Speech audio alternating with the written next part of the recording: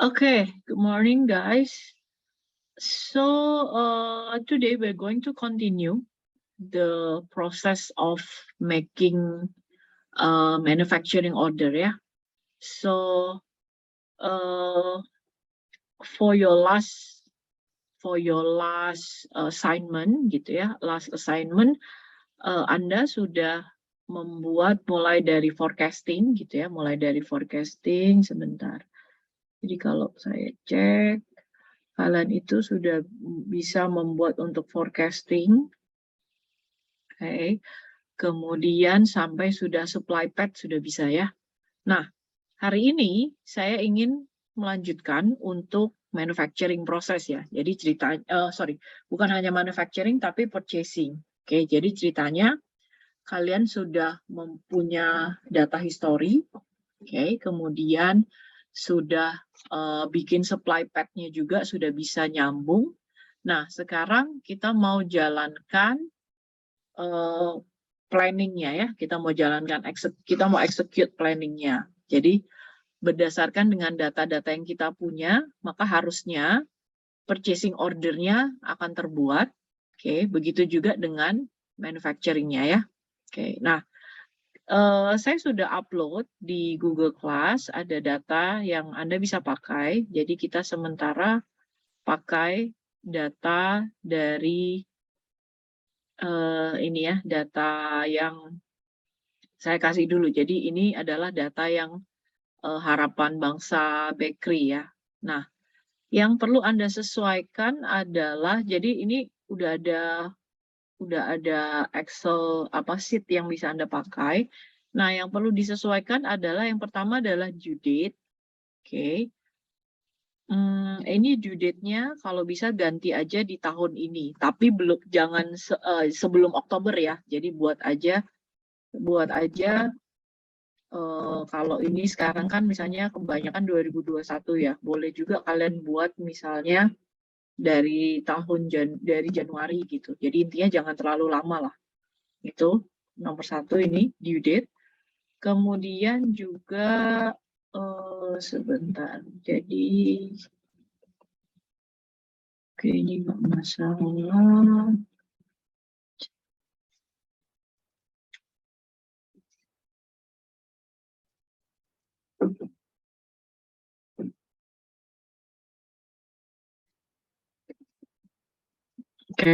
Kemudian yang di item distribution, ini ada effective start-nya. Kalian bisa ganti juga mulai dari tahun 2020 juga boleh. Tergantung dari tanggal berapa sales order kalian mulai ya. Jadi kalau misalnya tanggal sales order kalian mulainya Januari 2022, ya berarti item distribution-nya Januari 2022 juga. Tapi kalau di sales order kalian, misalnya tahun 2021 gitu, maka item distribution-nya juga di tahun 2021 ya. Kemudian ada inventory policy, nggak ada tanggal, resource. Begitu juga dengan ini, start date dan end date, tolong disesuaikan dengan ini ya, disesuaikan dengan tanggal sales ordernya ya. Kalau misalnya, sebetulnya start date end date ini kosong juga nggak apa-apa deh. Ini harusnya nggak usah diisi ya, start date end date-nya harusnya nggak usah. Resource, wait, resource nggak ada. Kemudian skill, resource skill nggak usah, supplier, item supplier. Effective start ini, item supplier juga tolong sesuaikan ya. Jadi yang perlu disesuaikan adalah effective start, kemudian tadi yang item distribution dan sales order ya. Itu ya. Wait. Nah Setelah kalian menyesuaikan tanggal-tanggal tadi, ya, kemudian masuk ke Frapple, ke admin, execute. Oke. Sebelumnya mungkin kalian kalau klik di area sini nih, di bagian sini, ini tuh ada yang namanya scenario. Jadi sebetulnya kita bisa membuat beberapa scenario gitu ya, bisa membuat beberapa eh, misalnya beberapa planning gitu ya. Jadi kalau misalnya misalnya kita mau pakai data forecasting yang seperti ini. Nah, jadi sebenarnya kita bisa create scenario tuh banyak seperti ini. Nah, kalau dilihat sini kan saya nggak punya scenario yang baru nih. Nah, jadi saya bisa tambah scenario. Jadi kalau punya Anda juga mungkin scenario-nya tuh masih cuman ada production apa gitu ya. Nah, kalau ini kebetulan yang untuk demo jadi ada beberapa. Nah, jadi sekarang kita akan buat skenario yang baru. Nah, caranya adalah di scenario management. Oke. Di scenario management ini cari yang free. Jadi kalau kalian lihat di sini terus statusnya in use, in use, in use, in use, berarti itu sedang dipakai. Oke, nah kemudian cari yang free, yang statusnya free di sini. Oke, ini saya secara cepat dulu aja ya, nanti kalian bisa ikutin lagi ya. Oke, jadi cari yang free di sini. Oke, kemudian kita bisa copy dulu aja. Kalau di sini saya mungkin tulisannya copy from forecast method. Kalau kalian mungkin copy tulisannya copy from default juga bisa ya. Ada juga yang copy from default gitu. Nggak apa-apa, itu klik aja copy ya. Nah, yang nggak boleh adalah release. Jadi kalau Anda klik release, maka semua data Anda akan hilang ya. Oke, jadi pastikan jangan klik release. Oke, jadi cari yang free, kemudian Anda boleh ini, copy from forecast method. Klik saja copy from forecast method. Oke. Ini, nah sekarang dia statusnya sudah in use. Oke, dengan namanya adalah scenario 2 ya. Jadi kalau kita lihat di sini sekarang akan ada example scenario 2. Nah, ini saya bisa ganti. Jadi sekarang coba kita ganti. Namanya adalah MTSMO. Ini ya, kita ganti MTSMO. Oke, ini harusnya sih langsung otomatis terganti. Sebentar, kalau belum terganti, oke. Oke, kalau enggak gini, jadi caranya ini sementara saya rilis dulu aja ya. Kalau mau hapus misalnya mau salah, tadi bisa dirilis, nggak apa-apa. Kemudian nanti, oke, sebentar ya, kita coba lihat sudah berganti atau belum. Oke, sebenarnya kalau mau yang ini tadi saya lupa memang harusnya diganti langsung di sini. Jadi ini kan statusnya masih free ya. Nah ini misalnya MTSMO planning ini ya. Nah ini langsung diganti. Jadi sebelum kita klik copy, langsung kita masukkan dulu nama skenario-nya ya.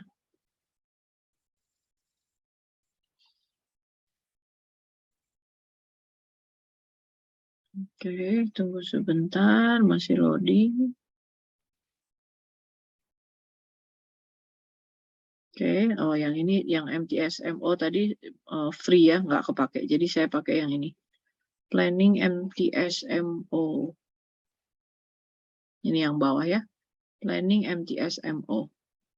Oke, kemudian klik. Nah, jadi pastikan sekarang kita kerja di skenario yang baru ya. Oke, jadi hati-hati jangan sampai yang kemarin kalian buat jadi terhapus ya. Oke, jadi klik planning MTSMO. Nah, sebetulnya kalian tuh bisa jaga-jaga juga gini. Misalnya kalian kemarin sudah bikin yang punya kalian, skenarionya tuh biasanya production kalau nggak salah. Saya lupa nama nama sinarionya apa kalau punya kalian. Nah, sebenarnya untuk jaga-jaga kalian bisa juga melakukan backup dengan cara export spreadsheet. Ini ya, jadi diekspor datanya. Tinggal klik yang export spreadsheet, kemudian export. Maka nanti semua data akan masuk, akan jadi spreadsheet seperti yang Excel yang saya kasih itu. Oke, itu ya. Kemudian, nah jadi saya balik lagi ke case kita. Jadi hari ini saya ingin Anda cobain untuk yang bikin ini, planning MTSMO. Oke, kemudian kita akan, ini kan sekarang kalau kita lihat, again ya, jangan lupa sinarionya harus yang sinario yang kalian buat ini. Kemudian kalau kita lihat sekarang kan itemnya sudah ada harusnya ya. Nih datanya sudah ada, sales order juga udah ada. Padahal kita maunya kosong ya, kita mau pakai yang harapan bangsa tadi. Nah, maka yang kita lakukan adalah kita akan menghapus semua datanya. Oke, sekali lagi hati-hati, pastikan yang Anda hapus adalah data di skenario yang baru, bukan data yang punya Anda yang kemarin ya. Oke. Nah, cara menghapusnya adalah di sini ada empty database. Oke, ini akan menghapus semua data. Oke, ini akan dihapus. Oke, jangan lupa cek lagi ya sinarionya, sinario yang mana nih. Kalau sudah yakin benar, maka launch, maka semua data akan terhapus. Oke, jadi kalau kita lihat sekarang di item, kosong ya. Di resources, juga kosong. Oke, akan ada banyak yang kosong. Nah, kemudian sekarang yang akan kita lakukan adalah kita akan import spreadsheet yang saya kasih ya. Jadi Anda import, sesuaikan tanggalnya tadi, kemudian masukkan filenya.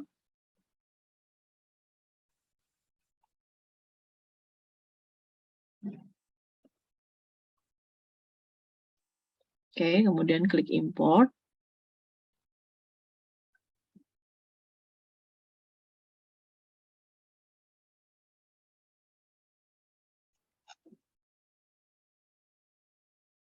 Oke, yang ini sebetulnya sepertinya error karena saya masih belum sesuaikan tanggalnya tadi ya. Tapi nanti kalian lihat aja dulu. Oke, apakah sudah berhasil atau enggak. Harusnya sih semuanya hijau ya, zero warning nih. Oke, kemudian kalau sudah bisa di close. Kemudian nanti Anda bisa lihat, cek gitu ya, itemnya beneran sudah masuk atau belum. Oke, ini itemnya sudah masuk ya. Kemudian sales order.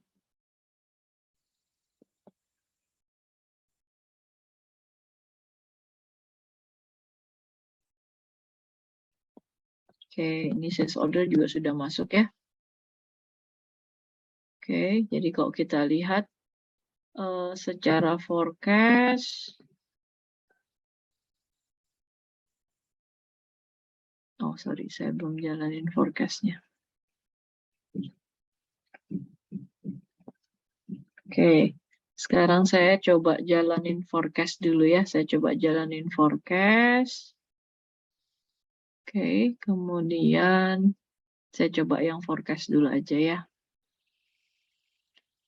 Saya launch.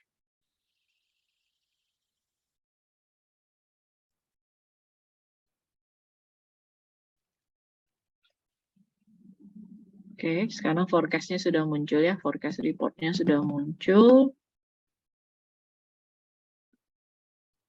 Oke, seperti ini ya. Kemudian sebetulnya, bentar, saya tunjukkan.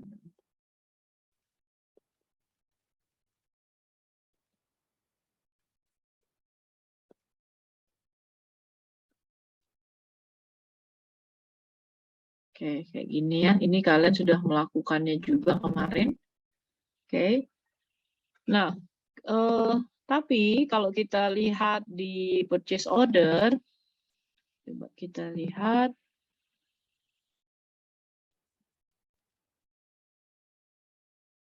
Oke, di sini purchase order-nya masih kosong.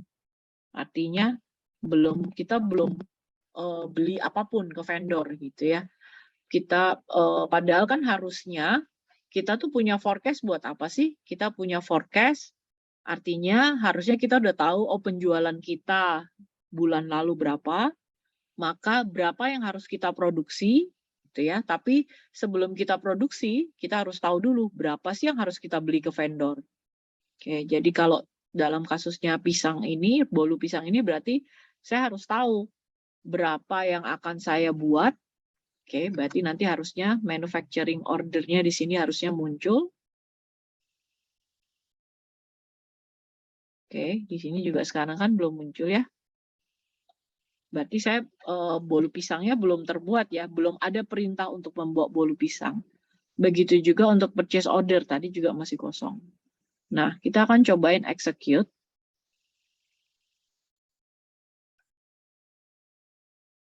Oke, kita akan execute yang ini ya, yang supply plan. Kemudian jangan lupa di sini pilih yang constraint ya, jadi jangan pilih yang unconstrained. Bedanya apa? Kalau yang constraint, yang unconstrained dulu. Yang unconstrained ini seolah-olah adalah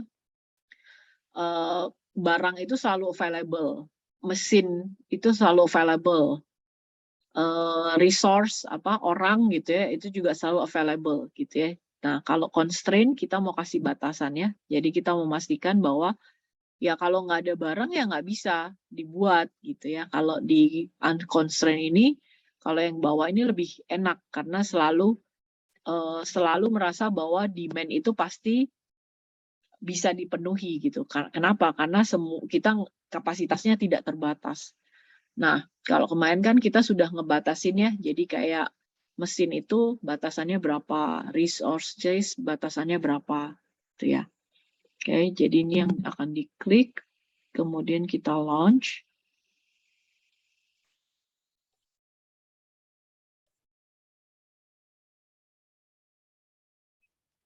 Oke, kemudian sekarang kalau kita lihat di purchase order, oke, maka ini akan muncul order ke supplier ya. Jadi sudah mulai ada pemesanan nih, ada yang harus kita pesan. Oke, contohnya saya ambil yang supplier coklat deh. Oke, jadi di supplier coklat ternyata dia pesan, ada 3 yang dia pesan.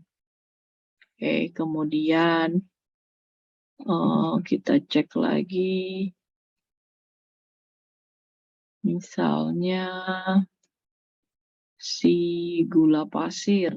3 ini di sini memang nggak ada satuan kilo ya. Itu memang kurang enaknya di Frappel. Tapi kita di Frappel ini intinya ada 3 ini 3 satuannya. Ya entah kilo, entah apa gitu ya. Jadi nggak masalah. Intinya yang dia beli adalah berapa kuantitinya. Dalam satuan kalau gula pasir kita bilang kilo ya 6-nya akan artinya kilo gitu ya. Karena di purchase order yang ada di Frappel ini kaitannya bukan dengan uang, kaitannya bukan dengan vendor ya, tapi masih planning saja. Jadi nanti eksekusi pembelian purchase order-nya itu ada di sistem yang lain lagi. Purchase order yang terbuat ini sebenarnya hanya satu notification. Harus beli gula pasir ya, sebanyak 6.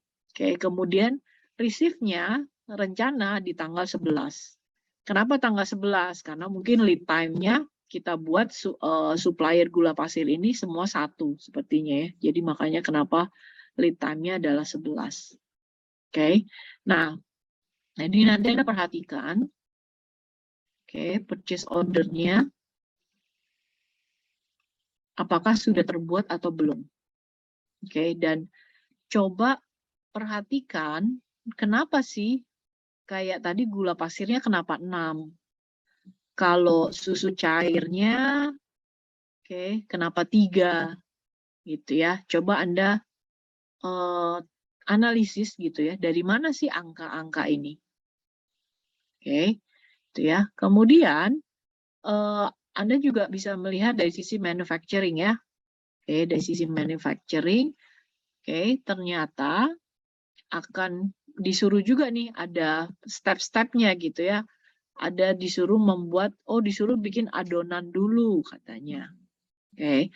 Nah, lihat di sini disuruh bikin adonan. Oke, adonannya berapa? 20 yang harus dibuat. Oke, kemudian kalau kita lihat